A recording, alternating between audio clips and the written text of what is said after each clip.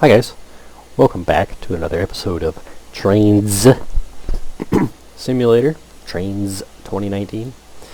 Today we're going to be taking a look at K&L Trainz' M&H 91 pack, Middletown and Hummelstown, number 91. It'll be a relatively short video. It's not a huge pack, and it's not too terribly wild, but it is a real thing. So the railroad itself is nicknamed the Milk and Honey Line. It's M&H, but it's named the Milk and Honey Line. It is a short line railroad just outside of Harrisburg, Pennsylvania. It operates mixed services. They offer some freight services, I believe, and obviously the scenic railroad. They have a handful of vintage diesels, and probably one of the more prized possessions is an old Canadian National E10. Now this might look a little bit familiar. It is absolutely overshadowed by a slightly more famous version of this exact design at Strasbourg. Strasbourg Railroad uses I believe it's number 89, which is another Canadian National. I believe it is the exact same variant too, another E10 260. It's much more well known, thanks to Strasbourg in and of itself being more well known, but they are indeed the same locomotive. So you won't be seeing anything too drastically wild here, seeing as it is that same base CN locomotive. There'll be some odd things, like we got the hood on the headlight here that is not entirely normal on Canadian National models, but other than that, it is pretty much a Canadian locomotive. I do not recall if it is currently active on the railroad. This is, I believe last time I looked into it, it was down for its FRA mess, but it may be back up and operational. I honestly don't know, but it's a neat little item from just outside Harrisburg. It typically runs with a set of these old DL&W MU cars. Each end will have a headlight and air horn mounted for reverse operations, so they don't have to turn the whole train around. You just hop back here and run it backwards. You have pretty much full service. You know, you got your air horn, you got your headlight. Of course, it's still being run, or these cars are still being pushed by the locomotive, so you'd be in contact with the train crew up front, but yeah, it's a neat little pack. Unfortunately, I do not believe the route itself exists, so it's a bit of an oddball out where you can and you can't do a whole lot with it. If you're looking for prototypical operations, you're short on luck there.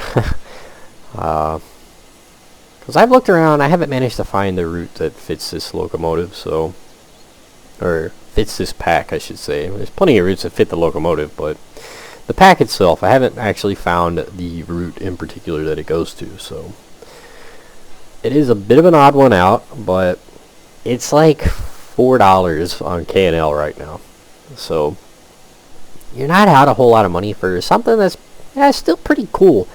And if you're a reskinner, these cars in and of themselves make really nice scenic railroad items. Eagle River stuff, if you have been following me on those. These would be kind of fun to do for the Eagle River, but other things like that, if you're a reskinner, they might be a really nice asset to have. And then of course the CN E10 is already a pretty nice locomotive. I don't think I've gone over the original CN E10 pack. This is a standalone. There's a completely separate pack that comes with the actual base Canadian National E10 as well as the Strasbourg E10, but this is still pretty cool, I think. I think it's worth taking note of. This is pretty typical of K&L. It's pretty well detailed, nicely modeled. It's not quite up to snuff with like the stuff we're seeing out of them now, like the latest and greatest with the Eagle Rivers 464 that was pushed out. Actually, I don't know that was all that updated. I kind of forget, but of course there is stuff like the Pennsylvania Railroad K4 that got completely reworked. The rating in Blue Mountain 462s, the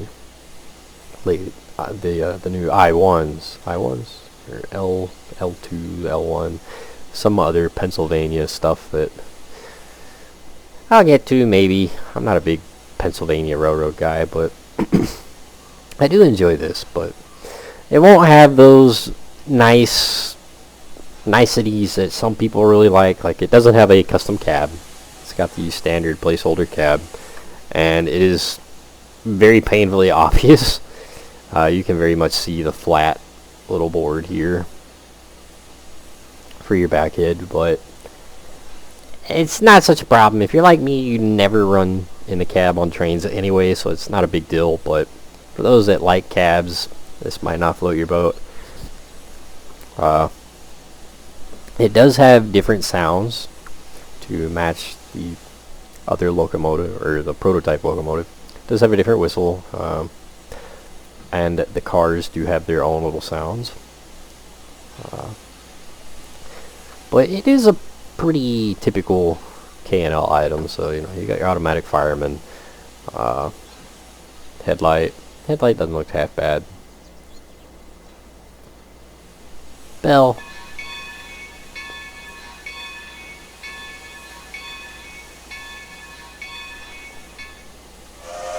whistle,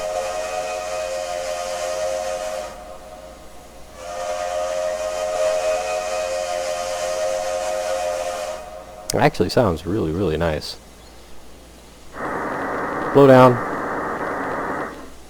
And then if we swap it, it'll turn headlight off here. It'll jump us down here. Headlight comes on our MU coach down here on the end, and we have control of its functions.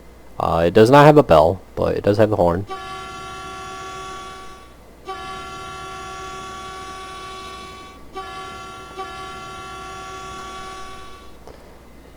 Has a really creepy driver.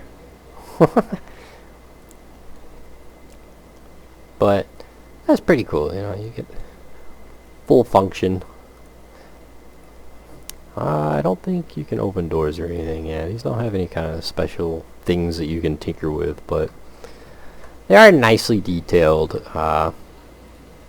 2D textures, which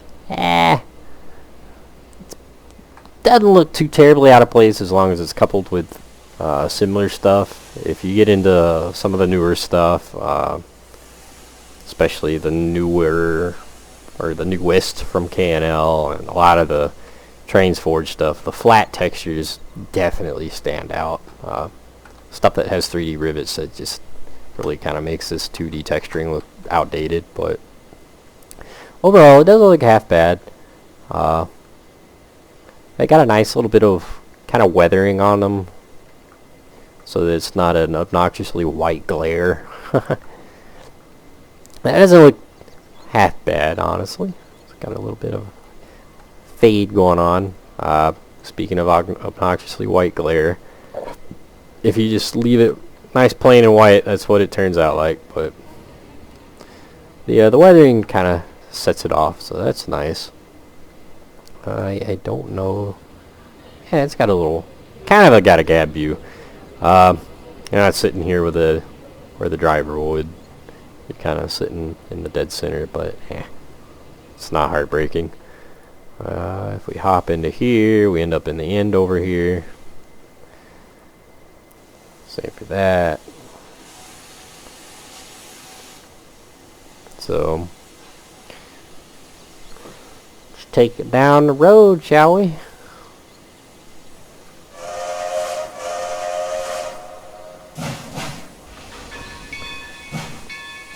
Now, they are still the same chuff sounds as the Canadian National Pack. I mean, it is the same locomotive, so same chuff sounds. Nothing too terribly wild there.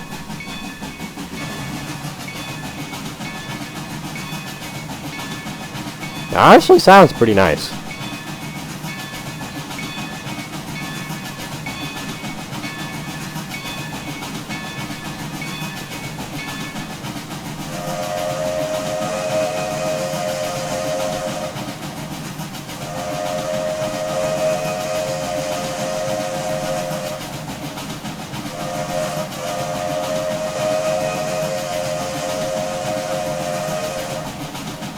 Got a very pleasant whistle.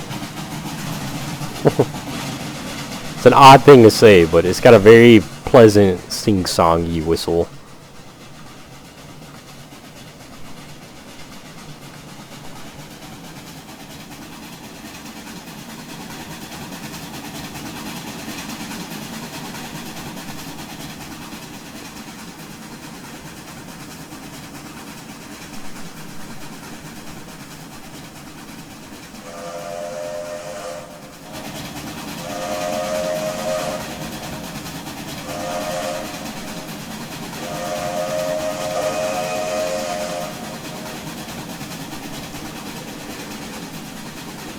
We are on the WKNS route, so it's not too far-fetched for this pack. It's still in Pennsylvania, but not quite the right area of Pennsylvania, but we still kind of get the idea.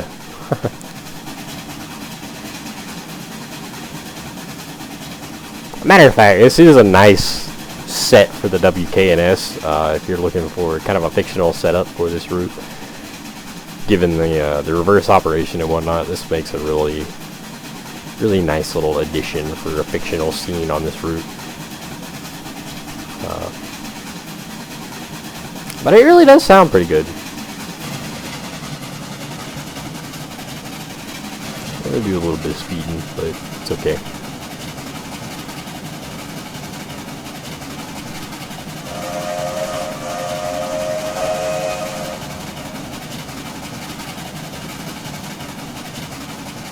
Smoke looks pretty good. Generator exhaust, not so much. Generator exhaust be be coming through there. It's a bit odd, but seems to be a recurring problem. Does it have animated valve gear? I believe it does.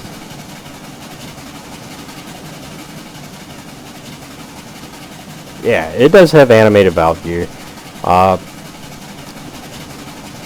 The color does kind of blur it out. So it is all the same kind of flat black, but animated valve gears, a nice touch. It's always a nice little touch. Go ahead and bring it to a stop. Now, seeing as we don't have too terribly a heavy train, it should stop pretty quick.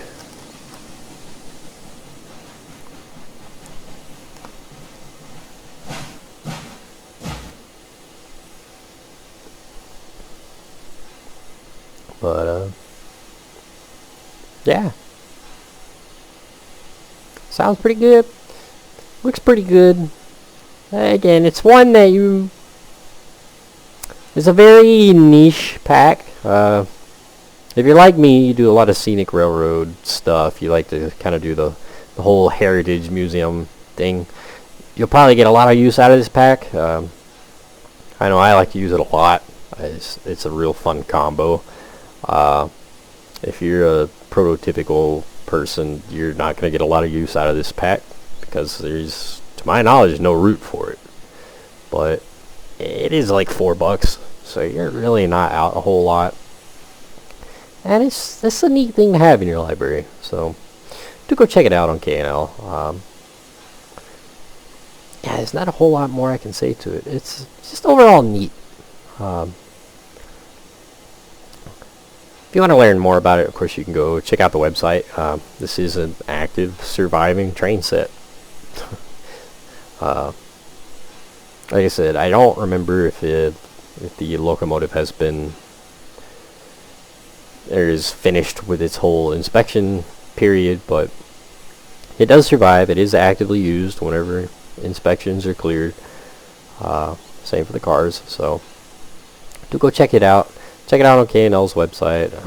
Check out the train set itself on the M&H's website. Yeah, like I said, pretty short video today. Nothing too wild.